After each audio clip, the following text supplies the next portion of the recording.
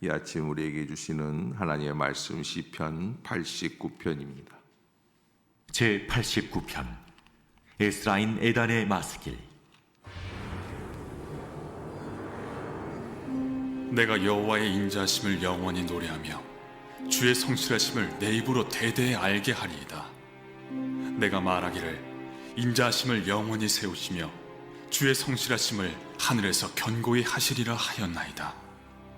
주께서 이르시되 나는 내가 택한 자와 언약을 맺으며 내 종 다윗에게 맹세하기를 내가 내 자손을 영원히 견고히 하며 내 왕위를 대대에 세우리라 하셨나이다. 여호와여, 주의 기이한 일을 하늘이 찬양할 것이요 주의 성실도 거룩한 자들의 모임 가운데서 찬양하리이다. 무릇 구름 위에서 능히 여호와와 비교할 자 누구며 신들 중에서 여호와와 같은 자 누구리이까? 하나님은 거룩한 자의 모임 가운데에서 매우 무서워할 이시오며 둘러있는 모든 자 위에 더욱 두려워할 이시니이다. 여호와 만군의 하나님이여, 주와 같이 능력 있는 네가 누구리이까? 여호와여, 주의 성실하심이 주를 둘렀나이다. 주께서 바다의 파도를 다스리시며 그 파도가 일어날 때 잔잔하게 하시나이다. 주께서 라합을 죽임당한 자같이 깨뜨리시고 주의 원수를 주의 능력의 팔로 흩으셨나이다. 하늘이 주의 것이요 땅도 주의 것이라. 세계와 그 중에 충만한 것을 주께서 건설하셨나이다. 남북을 주께서 창조하셨으니 다볼과 헤르몬이 주의 이름으로 말미암아 즐거워하나이다. 주의 팔에 능력이 있어오며 주의 손은 강하고 주의 오른손은 높이 들리우셨나이다. 의와 공의가 주의 보좌의 기초라. 인자함과 진실함이 주 앞에 있나이다. 즐겁게 소리칠 줄 아는 백성은 복이 있나니 여호와여, 그들이 주의 얼굴 비단에서 다니리로다. 그들은 종일 주의 이름 때문에 기뻐하며 주의 공의로 말미암아 높아지오니 주는 그들의 힘의 영광이시니라. 우리의 뿔이 주의 은총으로 높아지오리니 우리의 방패는 여호와께 속하였고 우리의 왕은 이스라엘의 거룩한 이에게 속하였기 때문이니이다. 그때 주께서 환상 중에 주의 성도들에게 말씀하여 이르시기를 내가 능력 있는 용사에게는 돕는 힘을 더하며 백성 중에서 택함 받은 자를 높였으되 내가 내 종 다윗을 찾아내어 나의 거룩한 기름을 그에게 부었도다. 내 손이 그와 함께하여 견고하게 하고 내 팔이 그를 힘이 있게 하리로다. 원수가 그에게서 강탈하지 못하며 악한 자가 그를 곤고하게 못하리로다.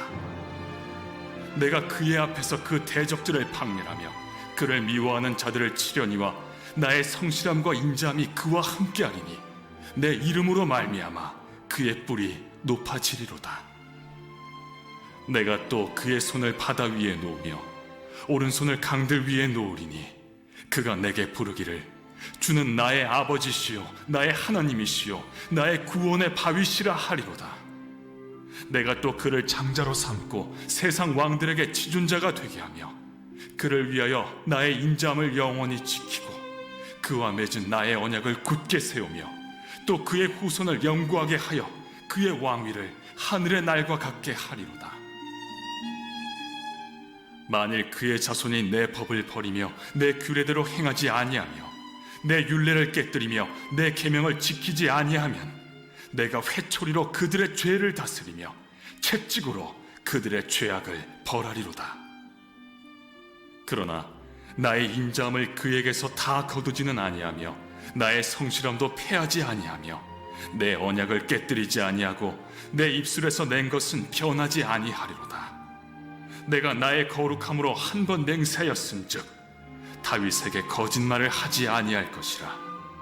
그의 후손이 장구하고 그의 왕위는 해같이 내 앞에 항상 있으며 또 궁창의 확실한 증인인 달같이 영원히 견고하게 되리라 하셨도다.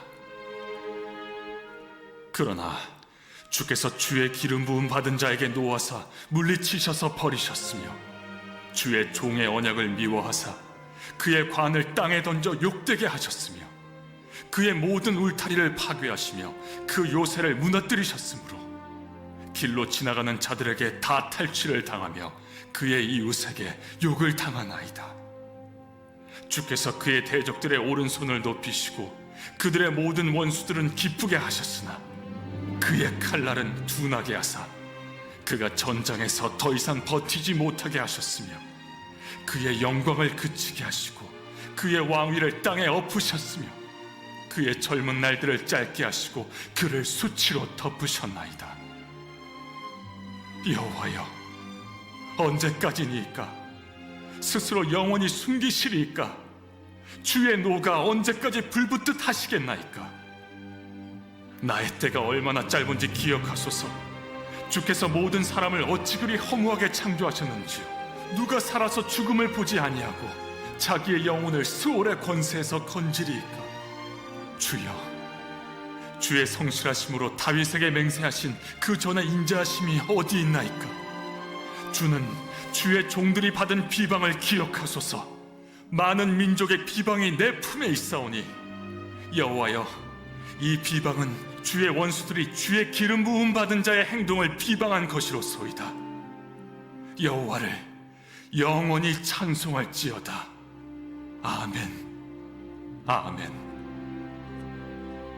아멘. 시편 89편 좀 길죠?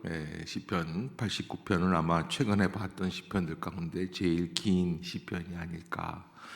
이스라엘이 멸망하는 그 마지막 왕들 여호야김, 여호야긴, 그다음에 시드기야, 이렇게 세 왕 안에 이 이스라엘이 멸망하게 됩니다. 604년에 1차 포로로 잡혀가게 되고 597년 여호야긴 왕이 왕으로 등극하지만 어린 나이에 등극한 이 왕은 겨우 석 달 정도 왕위를 간직하고 있다가 석 달 만에 폐위가 되면서 바벨론으로 끌려가게 됩니다. 오늘 본문은 아마 이 두 번째 왕 여호야긴 왕이 석 달 만에 폐위가 될 때 망해져 가고 있는 이스라엘을 바라보면서 어찌 이 나라가 이렇게 멸망하게 되는 것입니까? 라는 깊은 탄식 가운데 지어졌던 시편이 이 89편이 아니겠는가 추정하고 있습니다. 그러나 그런 암울한 그리고 암담한 쓰라린 현실과는 달리 오늘 89편은 시작이 너무나도 아름답게 행복하게 시작을 하고 있어요.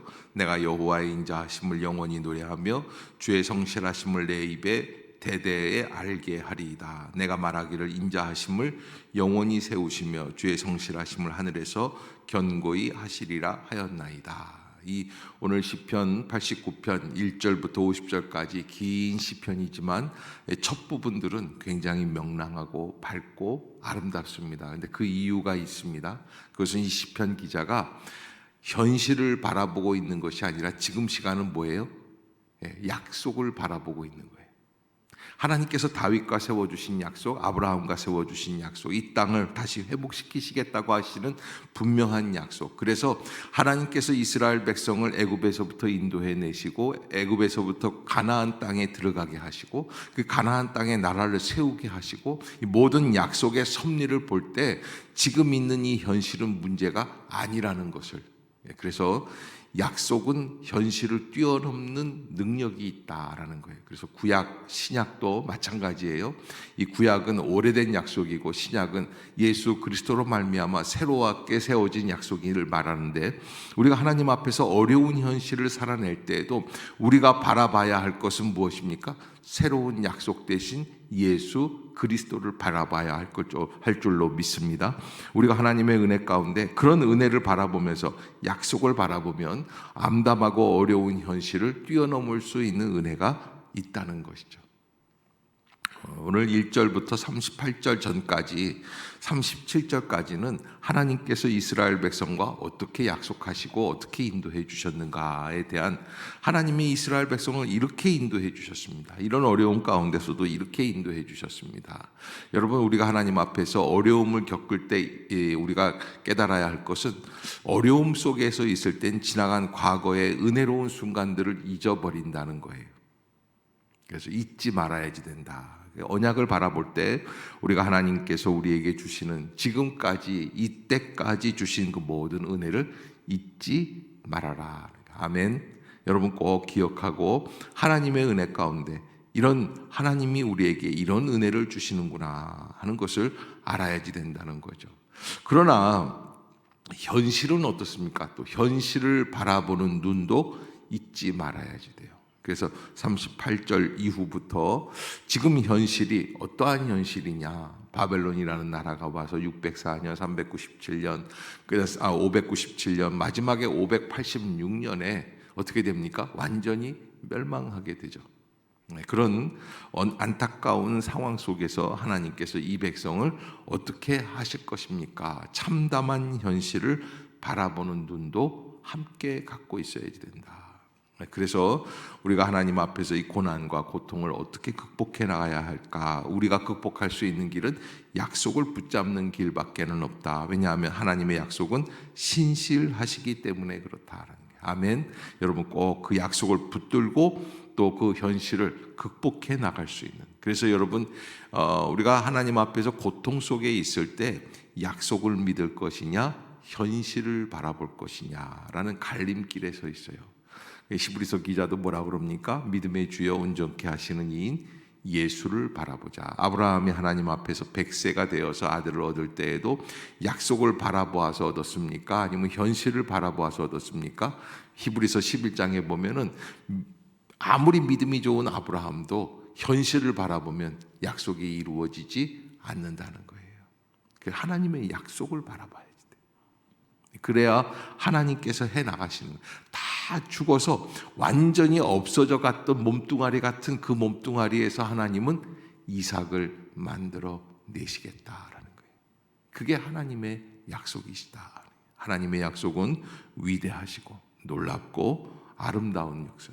그래서 이 세상과 나는 다 지나가 버리지만 그러나 결국에 남는 것은 뭐만 남냐? 하나님의 약속이 남습니다. 586년에 이스라엘이 완전히 멸망을 하고 이제 다 끝납니다. 근데 끝난 것 같은데 끝났습니까? 아니에요.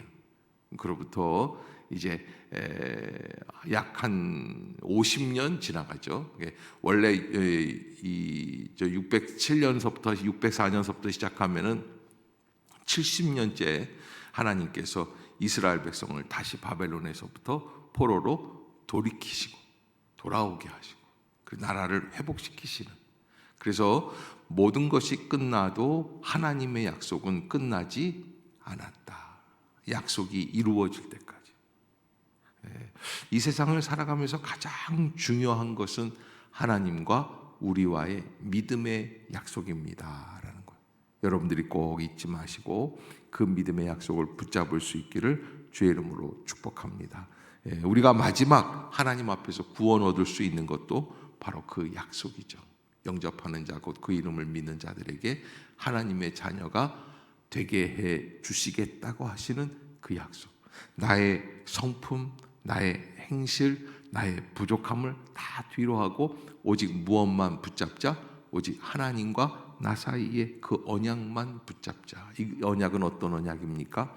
예수 그리스도께서 십자가에서 피를 흘리시며 세워주신 피의 언약이다. 그 피의 언약으로 우리는 정결함을 얻을 수 있다라고 하는 거예요. 우리의 앞길을 가로막을 수 있는 것은 세상에 아무것도 없습니다. 하나님의 은혜 가운데 믿음으로 나아가는 복된 날, 또 하나님의 언약을 붙잡는 은혜의 성도들이 될 수 있기를 주의 이름으로 축복합니다. 기도하겠습니다. 사랑의 하나님, 새날을 열어주심을 감사합니다. 우리에게 주시는 하나님의 복된 메시지 잘 감당하게 하여 주시고 이 말씀 속에 하나님의 언약을 붙잡게 하여 주시어서 현실 속에서 나타나는 어려움 속에 신세한탄하고 있는 좌절하고 낙심하고 절망하는 백성들 되지 않게 하여 주시고 이 모든 것을 뛰어넘어 약속을 성취해내시는 하나님의 열심을 발견하게 하여 주시고 하나님의 능력을 체험하게 하여 주옵소서. 주님은 반드시 약속을 이루어 주시는 분이심을 믿습니다. 우리가 그 약속의 자리로 다시 회복되게 하여 주옵소서. 약속의 자리로 돌이키게 하여 주옵소서. 그 약속의 자리에 서게 하여 주옵소서. 간구하고 원하옵기는 건강을 잃어버리고 또 질병의 자리에서 또 물질을 잃어버리고 연약한 속에서 하나님 앞에 눈물로 간구하는 성도들도 계십니다. 주님께서 이 아침 찾아가 주시옵소서. 그 잃어버렸던 약속의 자리를 다시 회복하게 하여 주시어서 하나님의 능력의 역사가 우리의 모든 현실을 극복하게 해 주시는 것을 기억하게 하여 주시옵소서. 오늘도 하나님의 놀라운 능력이 나타나는 복된 아침이 될 줄로 믿습니다. 예수님의 이름으로 기도드리옵나이다. 아멘.